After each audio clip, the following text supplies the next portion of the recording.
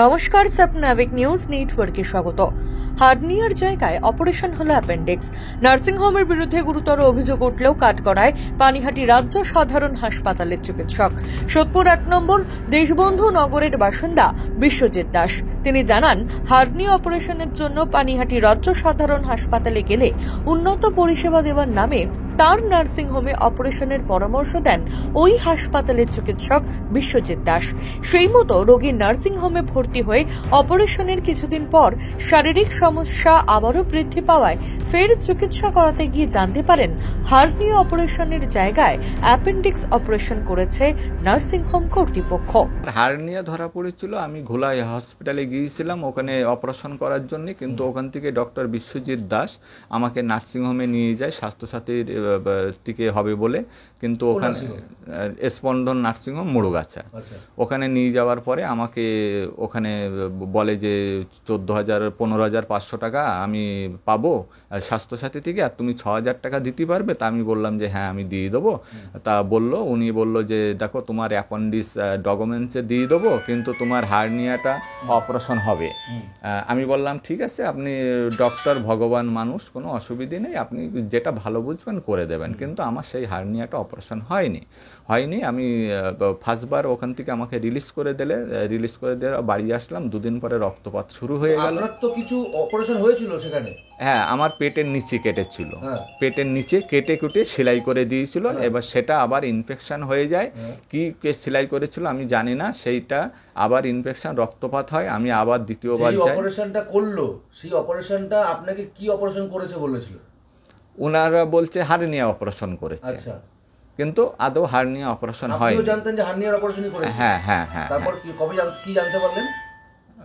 তারপরে আমি ওনাকে বারবারই বললাম, আমার মনে একটা খটকা, কেননা আমার যে জায়গাটা হার্নিয়া বসে আছে সেই জায়গাটা উঁচু লাগছে, ব্যথা হচ্ছে, যন্ত্রণা হচ্ছে।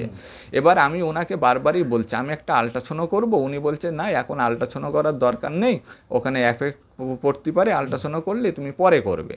তো যাই হোক, আমি মনে সাহস নিয়ে আমি আল্ট্রাসাউন্ডটা করলাম। আল্ট্রাসাউন্ডটা করার পরে সে আল্ট্রাসাউন্ড রিপোর্টে আসে যে হার্নিয়া কোনো অপারেশন হয়নি, ভুল জায়গা অপারেশন হয়েছে। কোন জায়গা অপারেশন হয়েছে? পেটের নিচের যে অংশ, জায়গাটা কেটেছে, অ্যাপেন্ডিক্স করে সেই জায়গাটা কেটেছে।